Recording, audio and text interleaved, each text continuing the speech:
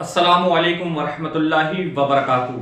दोस्तान मोहतरम, मुफ्ती सलमान अदरी साहब के ताल्लुक से बहुत बड़ी और बहुत खुशी की खबर सामने निकल कर आ रही है। मेरे अजीज दोस्तों, आप जैसे कि मेरे पीछे स्क्रीन पर देख सकते हैं कि मुफ्ती सलमान अदरी साहब की लाइव बहस कोर्ट के अंदर हुई और कोर्ट के अंदर जो मुफ्ती सलमान अदरी साहब के वकील थे उन्होंने सरकारी वकील की ऐसे धज्जियां उड़ा दी कि सरकारी वकील कांपने लगा।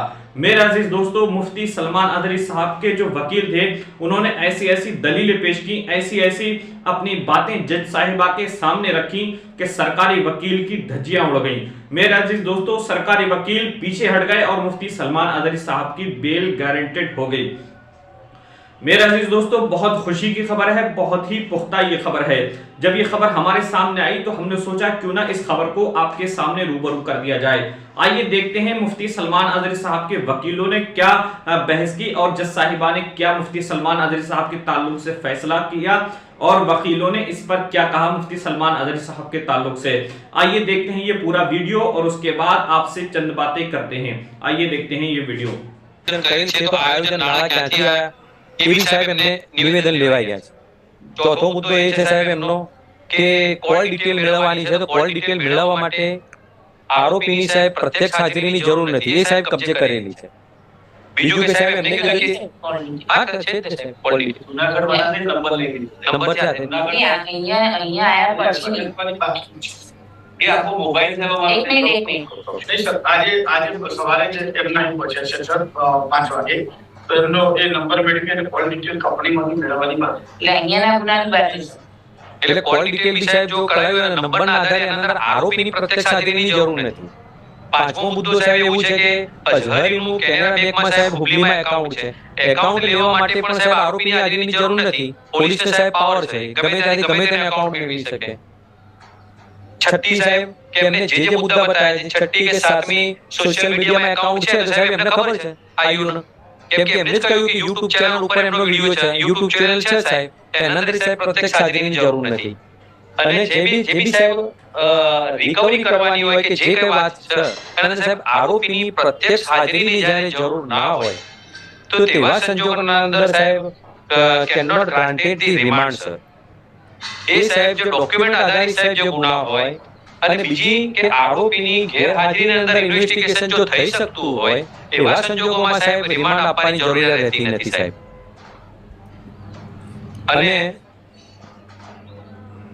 અને આરોપી સાહેબ એમના કબજામાં છે, એટલે સાહેબ એક બે જજમેન્ટ છે સાહેબ, જયરાજસિંહ જાડેજાનું સાહેબ પ્રોમિનન્ટ જે જજમેન્ટ છે 11 મુદ્દાઓનું, Honorable Court is aware this judgment સાહેબ। The second judgment છે એ સાહેબ નામદાર ગુજરાત હાઈકોર્ટ સશીલાબેન કે ડોક્યુમેન્ટરી આધારિત હોય અને જ્યારે આરોપીની પ્રત્યક્ષ હાજરીની જરૂર ના હોય તો remand can not be granted sir. એટલે આ જે સાહેબ નામદાર ગુજરાત હાઈકોર્ટના જજમેન્ટની ગાઈડલાઈનને ધ્યાને લઈ સાહેબ રિમાન્ડ નામંજૂર કરવા જોઈએ। અને સવાલ સાહેબ રહ્યો બીજા એમને કીધું કે બીજા આરોપીને સાહેબ 4 દિવસના રિમાન્ડ આપવામાં આવેલા છે અગાઉના। એમાં સાહેબ મારું એ કહેવું છે કે સાહેબ એ આરોપીને સાહેબ રજૂઆત કરવાની કે અને સાહેબ એડવોકેટ હાજર થાય એ સાહેબ તક મળી નથી। આ જ કેસમાં આગળના આરોપીને જે રિમાન્ડ 4 દિવસના આપે છે, હા આ સહી લીધી બરાબર, વકીલ રોકવા છે તો કે મારી પાસે કોઈ વકીલ નથી રોકવાના, હા એટલે રિમાન્ડના કારણો વાંચી બતાવ્યા છે। હા બરાબર છે સાહેબ, એટલે કે આગળના આરોપીને 4 દિવસના રિમાન્ડ આપે છે એટલે એ જ સાહેબ એનો રોલ પૂછીને જ કર્યું છે ભાઈ, મેં ઓર્ડરમાં જ પહેલું લખ્યું। હા તો એ જ કહું છું સાહેબ કે અગાઉના આરોપીને 4 દિવસના રિમાન્ડ આપ્યા છે, એ ક્રાઇટેરિયા હાલના જ આરોપીને લાગુ પડે સાહેબ, એનો રોલ હોય છે જેનો જેવો, એટલે સાહેબ રિમાન્ડ નામંજૂર કરવા જોઈએ છે।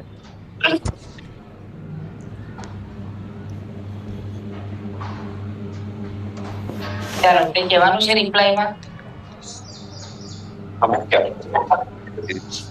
ઘણું બધું કહેવાય ગયું, પૂછાઈ ગયું, ઘણું બધું કહેવાય ગયું, પૂછાઈ ગયું નામદાર કોર્ટ તરફથી। ના મારે અપાર્ટ ફ્રોમ ધ મેટર, પણ આપણે we should be conscious about the words. નવી પેઢી સાહેબ જૈવી છે, જૂની પેઢીમાં ઠીક છે પણ આપણે એને આપણે કંઈ કરવા માંગીએ છીએ, આપણે અહીંયા આમાં હેરાન થઈએ આ ટોપિક પે। ઇન્ટેન્શન સાહેબ કોઈ નથી, એ પાછું છે સાહેબ ઇન્ટેન્શન એ કહેવાનું છે રિપ્લાયમાં। સંજોગોમાં સાહેબ રિમાન્ડ જરૂરી છે, પ્રત્યક્ષ એ તો તમે કહી દીધું, આપણે કઈ દલીલ કરી આ અનુસંધાન। ત્રીજા સાહેબ પહેલાના ઉત્તર પ્રદેશથી છે, એમ રિપોર્ટ સાહેબ વિશેષ માહિતી આ જળકરેલ આરોપી પાસેથી મેળવવા માટે પૂછપરછ ઉત્તર પ્રદેશના અને શું રેલેવન્સી છે એ સાહેબ જોડે હતા કે અહીંયાના પ્રોગ્રામમાં હા બીજી ખાઈ જોડે હતા તો તમે તો લખ્યું જ છે ને કે 4 મૌલવી આયા તેમાંથી 3 મૌલવી વિરુદ્ધ કઈ ઓનલાઈન દેખાતું નથી તો ભાઈ હવે ઉત્તર પ્રદેશના જોડે શું તપાસ કરવાની છે તમારે એટલે સાહેબ આ તમામ જે કારણો દર્શાવે કારણો તો બરાબર તમે જે શબ્દ બોલો એ મને વિદ્યાર્થી ન એટલે સાહેબ કે ઉત્તર પ્રદેશ વાળા જે બોલ્યા છે તો પછી તે બોલ્યા છે એની વાત કરો ને ફંડની વાત છે બરાબર છે કોલ ડિટેલની વાત બરાબર છે કે આ એકાઉન્ટમાં કોણ કોણ પૈસા આપે છે ફંડમાં શું કેવી રીતે આવે છે યુટ્યુબમાં કોઈ કોણ ચલાવે છે વોટ ઇઝ ધ પર્પસ ક્યાંથી ચલાવે છે આ પહેલા પણ કોઈ આવા ભડકાઉ ભાષણો છે કે કેમ તો બધું ડેટા એનાલિસિસ કરવું પડે એને જોડે રાખી અમારો સાહેબ ટેકનિકલ માહિતી અને પૂછપરછ કરવી જરૂરી છે That's all. Okay.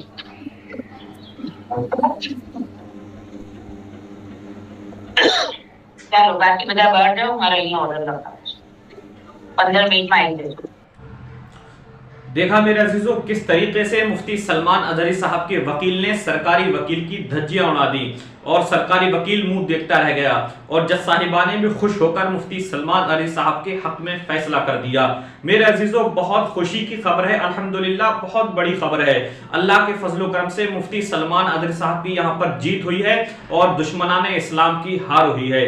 मेरे अजीज दोस्तों इस वीडियो को ज्यादा से ज्यादा शेयर कर दो और सब लोगों तक इस वीडियो को पहुंचा दो। जो भी मुफ्ती सलमान अजहरी के चाहने वाले हैं उन सबको यह खबर पहुंचा दो कि मुफ्ती सलमान अजहरी साहब जल्द हमारी निगाहों के सामने होंगे, जल्द वो रिहा हो जाएंगे, कोर्ट से बाहर आ जाएंगे।